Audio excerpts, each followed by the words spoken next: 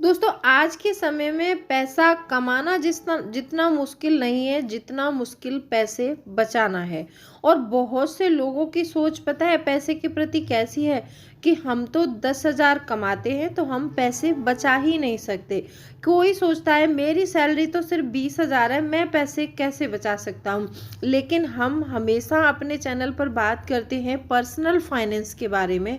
हमें personal finance सीखना ही चाहिए, क्योंकि हमें अगर पैसा बचाना है और जो हमारा जो कमाया हुआ पैसा है इसको हमें सही काम पे लगाना है, तो पर्सनल फाइनेंस हमें सीखना ही होगा।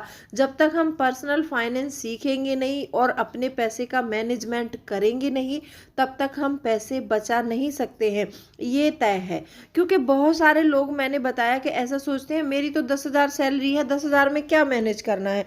और जो लोग ऐसा सोचते रहते हैं ना, तो वो पैसा कभी बचा ही नहीं सकते। जब तक आप अपने पैसे को मैनेज करोगे नहीं तो पैसा बचेगा नहीं। तो आज की वीडियो में हम जानेंगे कि पैसे कैसे बचाएं और अपने पैसे को कैसे मैनेज करें, और कोई भी निवेश करने से पहले हमें अपनी फाइनेंशियल सिक्योरिटी के लिए क्या करना चाहिए।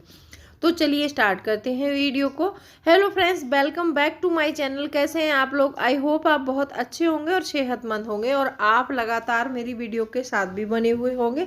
दोस्तों आज की वीडियो में हम मनी मैनेजमेंट पर बात करने वाले हैं। वीडियो थोड़ी सी लंबी हो सकती है लेकिन वीडियो बहुत यूजफुल होने वाली है, तो वीडियो के अंत तक ज़रूर बने रहना।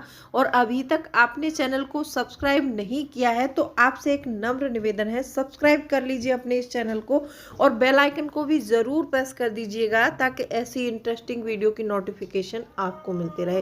दोस्तों वीडियो पसंद आए तो एक लाइक ज़रूर करना। तो चलिए स्टार्ट करते हैं वीडियो को। सबसे पहला पॉइंट है कि मान लो आप 20,000 कमाते हो या 30,000 कमाते हो या 50,000 कमाते हो, फर्क इससे नहीं पड़ेगा कि आप 20,000 कमा रहे हैं या आप 50,000 कमा रहे हैं। आपको सबसे पहले अपने पैसे को बचाने के लिए आपको, मान लीजिए आपकी एक एग्जाम्पल के लिए ले लेते हैं, आपकी सैलरी 50,000 है। सबसे पहले उस 50,000 को आप जो है 3 भागों में डिवाइड कीजिए, जो होता है 50, 30, 20। अब 50, 30, 20 में आपने अपने पैसे को डिवाइड कर लिया। अब आपको क्या करना है कि 50% अपनी बेसिक नीड में लगाना है, जो होगा आपका 25,000। आपको 30% आप रखेंगे अपने बॉन्ड्स के लिए, जो होगा आपका 15,000। और 20% आप हमेशा सेविंग करेंगे अपने पैसे का बिना बताए हुए। जब भी आपकी सैलरी आती है तो आपको अपनी सैलरी का 20% हिस्सा जो है एक अकाउंट में अलग डिटेक्ट करवाना है। वो आपको हर मंथ करवाना है और डिसिप्लिन में रह के करवाना है। आपको उतनी ही सैलरी निकालनी है जितनी आपको ज़रूरत हो। और 20% आपकी सैलरी का हो जाता है यहाँ पर 10,000 रुपये। 10,000 रुपये आप हर महीने सेव करेंगे। अब ये सेव करने से पहले आप सोचें कि हम पैसा निवेश करेंगे कहीं, उससे पहले आपको अपनी फाइनेंशियल सिक्योरिटी के लिए कुछ करना चाहिए। नंबर 2 आता है, सबसे पहले अपना एक इमरजेंसी फंड बनाएं। जो इमरजेंसी फंड जो होता है ना, जब भी हमारे पास कोई इमरजेंसी होती है तो उसमें वो काम आता है। अब आपको इमरजेंसी फंड कैसे बनाना है और कहाँ रखना है उसके बारे में भी बात करेंगे आगे पॉइंट में हम। आपको क्या करना है, जैसे मान लो आपकी जो है बेसिक नीड आपकी 25,000 है, क्योंकि 50,000 का 50% 25,000 होता है, तो आपकी बेसिक नीड 25,000 में पूरी होती है, ठीक है। तो आपको एक इमरजेंसी फंड बनाना है। मिनिमम आप उसको 6 महीने का बना सकते हैं, मैक्सिमम आपको 1 साल का बनाना चाहिए।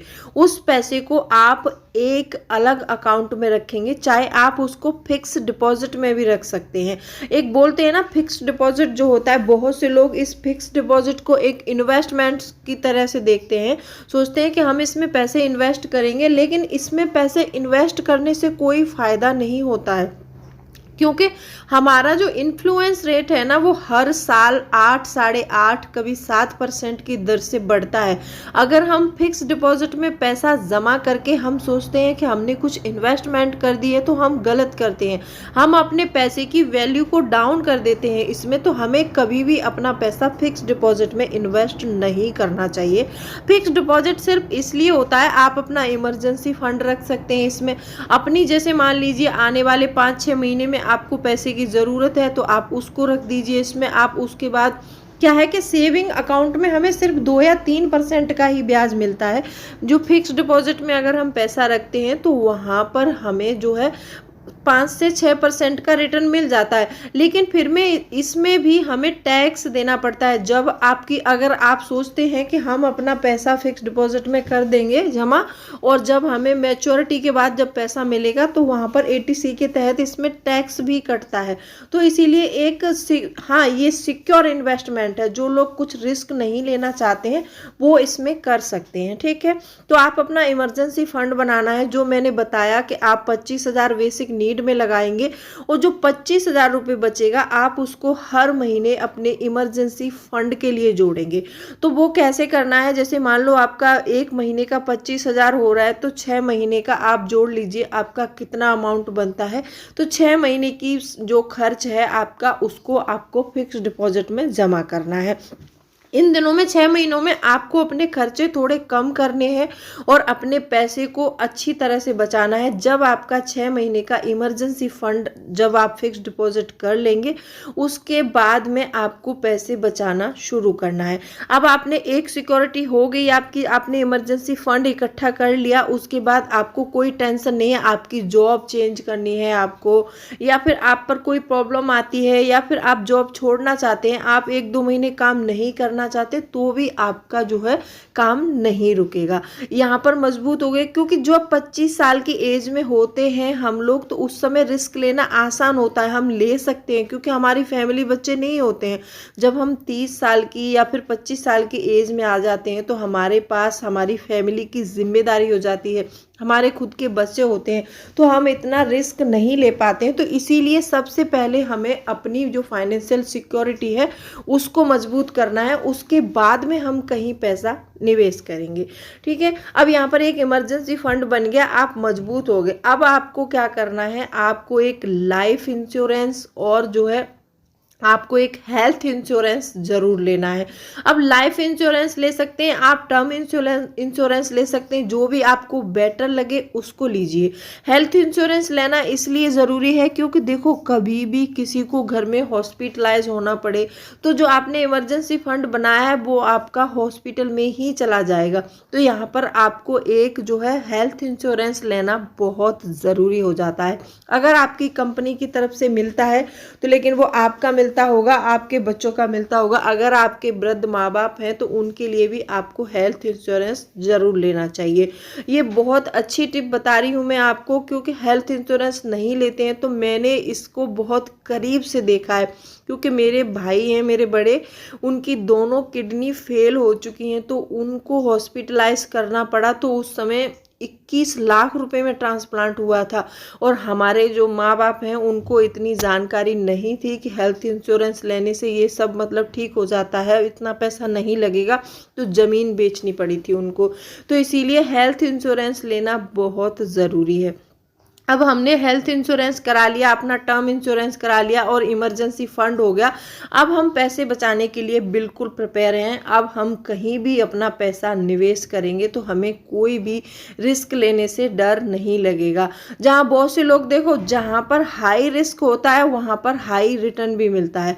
अगर आप इस सिक्योरिटी के चक्कर में फिक्स डिपॉजिट में या फिर किसी और में पैसा निवेश करते रहेंगे तो आपके पैसे की वैल्यू घटती रहेगी। क्योंकि यहाँ पर मैंने आपको पहले ही बताया है कि फिक्स डिपॉजिट में इतना अच्छा नहीं मिलता है। तो आप अपना पैसा म्यूचुअल फंड में लगा सकते हैं, कोई अच्छी कंपनी के म्यूचुअल फंड देख लीजिए वहाँ पर लगा सकते हैं। और शेयर मार्केट में अगर आप अपना पैसा इन्वेस्ट करते हैं तो आपको 15 से 16% का रिटर्न मिलता है उसमें।